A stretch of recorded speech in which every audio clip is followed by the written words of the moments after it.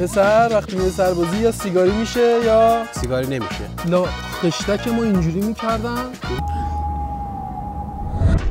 به آتیشو نگاه کارو نگاه کن. ببین این ویدیو دلیه موین تیوی. من عاشق کارهای دلی ام. کارهای دلی. دل اصلا میگن همیشه هر چه آنچه از دل برآید اینو من می‌خواستم لاجرم بر دل نشیند. شنیدی اینو؟ هر چی من ضرب المثل میخوام بگم تو میگی. میخوام از سربازی برات بگم موین تیوی. آخ نگو که دلم کبابه. این... نگو دلم خونه. این صحبت‌های الانمو بعدها یه حال و هوای دلی، یعنی همینجوری آتیش که سربازی مثل آتیش الان ماست. از چه لحاظ؟ از لحاظ اینکه تو یهو روشن میشی، اوج میگیری، بعد خاموش میشی، خاکستر میشی. دیگه مثال نزن.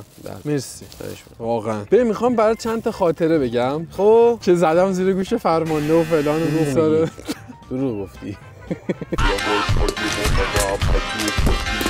یارو سال 92 خدمتش شروع شده، سال 400 خدمتش تموم شده. سربازا همشون قبل خواب بعد جوراباشونو بشورن بندازن بالا تختشون. فرمانده بهش دستور داده برام چای درست. اومده جوراب همه سربازا برداشته چلونده توی کتریه یارو فرمانده. دروغ میگی. اونجوری بهش چای درست کرده برده داده بهش. آقا این یارو فهمیده. فرمانده فهمیده.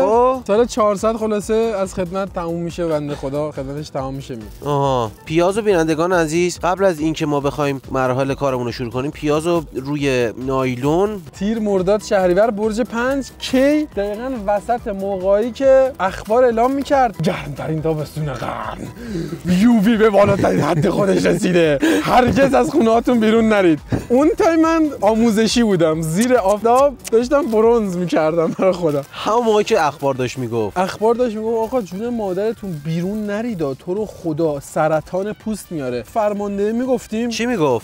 به الان موقعش رژه برید.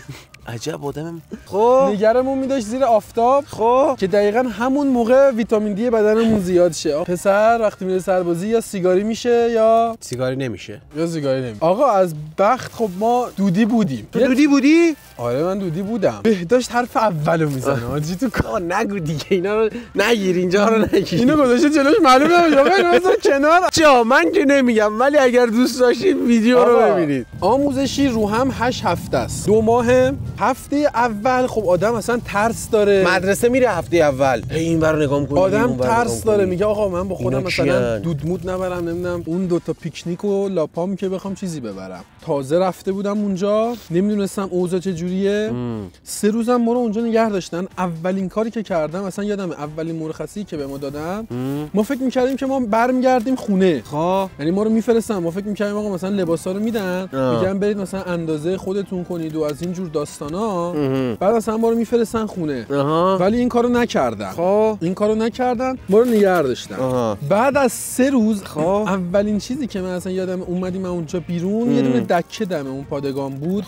یارو فکر کنم اندازه هایپر استار سود کرد تو 1 ساعت. نه با فروختن سیگار. همه نسخ. نه بابا. 2000 تا سرباز ریخته بودن، همه سیگار می‌خریدن. اونایی هم که سیگاری نبودن برای اینکه این داستانا رو شنیده بودن آقا یا سیگاری میشن یا از وچه اونوری ترسیده اومدن اونجا داشتن کوک موک میکشیدن، اصلا یه چیز بالاتر. هفته اول آقا اینجوری گذشت، ما چیزی نبرد. خب هفته دوم دیگه دیدیم نه نمیشه. آره تو ذهنم رسیده بود که آقا خب نمیذاشتن خونم که بیایم. الان با مثلا یگانم فرق میکرد قضیه. الان ما میایم مرخصی نمیدونم اینجوری میذارم ما برگردیم برها تو طول روز فلان. هفته دوم ولی باز اون ترسه هنوز بود. هفته دوم هفته سرشار از استرس، هفته سرشار از تنش و هیاهو. چون میدونستم به ما مرخصی نمیدن، تو ذهنم بود آجی همین یه چی ببر. خب یه چی ببر. مثلا چی؟ آقا سیگاری. یه درس همین الان به بچه‌ها که آقا اگه میخواید تو زمستون بیاید اینجوری بشینید تو طبیعت، تو زمستون نیاین بشینید تو طبیعت. درختو انداخته تو پلاستیک، چی رفتی گرفتی؟ کلا تو کنده بود. ما الان چه گویی بخوریم ناموسن؟ تو کوک میکشی یه لحظه فندک تو میدی. داره چش ابرو مشکی که گیر نمیده به هیچکی، تو محلمون نداشتیم که نداشتیم.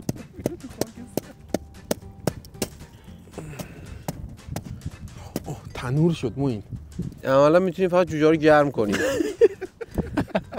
آقا کمپ نیایید برید بیرون یه 200,000 تومان بدید یه جوجه بخورید. چه گوی می‌خورید؟ نگه از اون کافه من داشتم اونجا آیس موکا می‌خوردم. چیکار کنیم؟ آقا سس بی صاحب دیدی تو همینجوری؟ نه دارم یه دونه می‌کنی تو یه دونه می‌مونه لیوان. به قرآن سومی آخریشه دیگه. ملات سیمان داره. آقا این نمیپزه، بریم زغال بگیریم. یه لحظه بردار، همین جدی دارم میگم به خدا. دلم گرفت اصلا اصلاتی نبود واسه ما اسم گنده ها واسه مون دایی نبود مدلم تکبری بود. ما رو آورده اینجا، نه نون داده نه دون داده، هیچی نداده. رفتم شب نمک نشناسی هستی ها چی؟ اینو بگی. رفتم زغال دزدیدم به خدا. یه دونه این چیه الان رفتم من دوباره خریدم من تنها. آقا اگر 3 کیلومتر هر یخبندون کولاک می اومد بده من سیخون. اینا هفته اول ما رو خوب نگشتن، هفته دوم دیگه قاعدتاً دهن ما رو سرویس. وایس اینو باز کنم بعد. هفته سوم که شد من دیدم حاجی قبل اینکه ما رو بفرستن مرخصی من تو ذهنم بود بذار بالا میسوزه. حاجی اینو نمیپزن. موین خب باید بزنم اونو سوزوندی. خب بیا اینور بذار من بشم پشت فرمون. فوت نکن الان میشینه روش نمیشینه. آقا کم میپزه. من قبل اینکه برم گفتش آره اینا 2 هفته اول خوب نگشتن که هفته سوم دقیقاً بیان 100 همه رو بگردن. بعد میدونی که توی مثلا یگان که میری بعد آموزشی ازت سیگارینا بگیرن مثلا اضافه میخوره، مثلا 3 روز اضافه، به ازای هر نخ 3 روز اضافه بهت میزنن. بابا تجدید دوره میکنن، یعنی آموزشی تو باید از اول دوباره شروع کنی، مثلا میفرستن دوباره از اول. پسر چه چیز بدیه. واسه همین خیلی چیز ریسکیه، اصلا ریسکش عجیب غریب بالاست. سر همین موضوعات من هفته سومم ما گفتیم میخوان همه رو بگردن یا خدا حاجی بیخیال. هفته سوم هم من بیخیال شدم.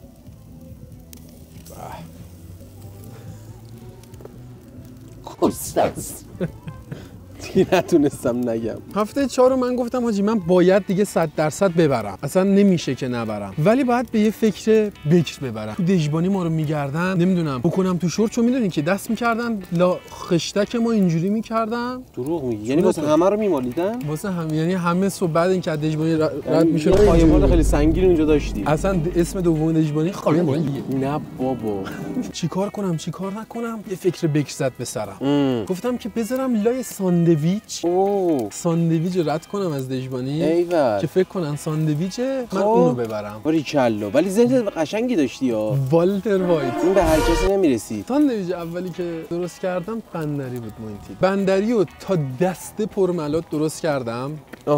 تا دسته پر ملات. قبل اینکه ملاتو بریزم پادو گذاشتم زیر ساندویچ، زیر نون. تا دسته روی اون پاده ملات ریختم. چقدر خام بودن. استرس داشتم عین سگ. اینجوری که لقمه رو گذاشتم تو کیفم اول صبح، 2-3 تا گاز زدم نصفه شد، بردم اونجا. بعد صف دژبانی ما مثلا 2000 نفر یهو شنبه باید سر صف وای میسادن و تو تا میرسیدی اون جلو 2000 نفر جلوت بود. دهنم سرویس شد تا برسم به دژبانی. برسم اون جلو دستام داشت میلرزید. یارو دست کرد تو کیفم ساندویچ در آورد، اینجوری ساندویچ نگاه کرد. بعد من اون لحظه اینجوری بودم خدایا نبینه جون مادرت این نفهمه. ساندویچ گرفت یه دونه اینجوری کرد، بعد من اینجوری آب دهنم یه دونه خورد دادم. ساندویچ گذاشت کنار گفتم خب آقا اینجوری شد که من برای اولین بار تونستم پادو ببرم پادگان و هفته اولی که پادو بردم پادگان شد هفته 4. هفته 4 آموزشیم. هفته تموم شد. یارو اصلا شک نکرد بهت. اصلا من آمار که میگرفتم اینجوری بود که آقا به دنبال یه روش مطمئن‌تر بودم و اینکه از اون روشایی که من خودم دارم مطمئن بشم که آجی من گیر نمیافتم. هفته بعدی هم این هفته 5 آره. بعد من این روش رو به یکی دیگه از رفیقای اونجام گفتم اونم امتحان کنه که اون تیدی ببینیم این روش واقعا درسته یا درست نیست. خب به اونم گفتم یه لقمه بیار. دور خوب میگشتم گفت منم لقمه آوردم، مثلا لقمه‌مو نگاه هم نکرد. فهمیدم حاجی فعلا بهترین راه همین لقمه است، اضافه کاری نکنم، فقط لقمه. هفته بعدش کوکو سبزی بردم دوباره با همون روش. کوکو سبزیه رو نصفشو دوباره گاز زدم. چیزی از تو باز نمی‌کردن ببینن، چون ما میرفتیم اونجا صبونه بهمون نمیدادن، میگفتن اینا صبونه آوردن. آره این تو ذهنشون میومد که مثلا من دارم صبونه میارم، واسه همین کسی همچین زیاد گیر نمیداد. موین آقا من اون هفته‌ام با کوکو سبزی رد کردم، جونم برات بگیره. رسیدیم به هفته ششم. من به یکی دو تا رفیقام که گفته بودم لقمه و فلان و اینا اومدن برای من آمار آوردن که حاجی لقمه منو امروز گرفت لاشو باز کرد. نه قبل اینکه من می‌خواستم برم مرخصی و هفته بعدی دوباره بیام یه لقمه جدید بیارم دوباره توش پاد بذارم. این دفعه چیکار کنم؟ این هفته یکی مونده با آخر. هفته هفتم ما رو می‌خواستن یک هفته ببرن اردوگاه، تو بیابون باید می‌بودیم. چیکار می‌کردید اونجا؟ حالت رزمایش دیگه، بعد چادر می‌زدیم، نه آب بود نه دستشویی درست حسابی هیچ. بعد تو بیابون تو گرم‌ترین روزهای سال، همون روزایی که میگن یووی در بالاترین حد خودش و سرطانزاست، چادر می‌زدیم تو آفتاب میپلکیدیم، درمون می‌ذاشتن. اینم بردار. حاجی یکی اینو سیر کنه. امان از رفاقه. داشتم برات میگفتم. والا نمیخورم من. جدی؟ به خدا. تو اون حالت تنها چیزی که تو عصبانی میشی، خسته میشی، چی حال میده؟ اصلا خستگی تو در میکنه دود. من اینجوری بودم که حاجی هفته یکی مونده با آخره، همین یه حس دیدی، یه حس الهامی بهت میشه. یه چیزی رو میفهمی.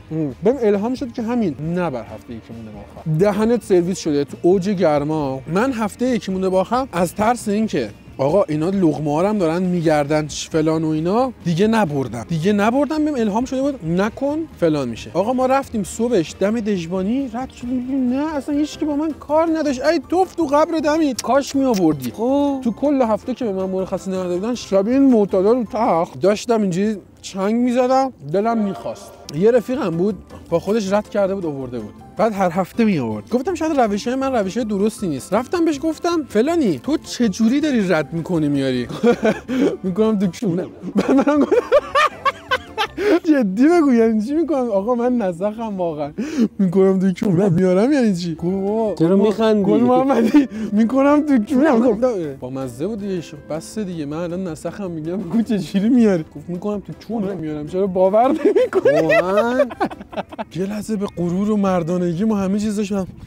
من داره همچین چیزی من اونو بذارم اصلا امکان نداره. خب مردانگی میره زیر سوال. آره والا 5 ثانیه بعدش پشیمون شدم که این کار نمی‌کنم. گفت ببین اینجوری وای میسی لاشو باز می‌کنی میذاری اون لا دوباره لاشو میبندی. خمرد. شب می‌خواستم بخوابم، تو ذهنم اینجوری میومد که من این کارو بکنم.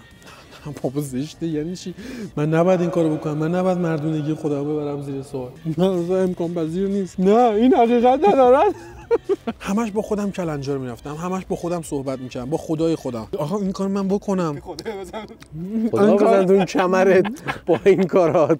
این کارو بکنم، این نکنه بفهمم. حالا فهمیدنش یه طرف، این خیلی کار خیتیه. بابا حالم بعد اونور آهنگای اینستایی پلی میکنن، اینور آهنگای محلی پلی میکنن. تو هم که داری رقص رباتی میری، اصلا هیچ ارتباطی با اینا نداره.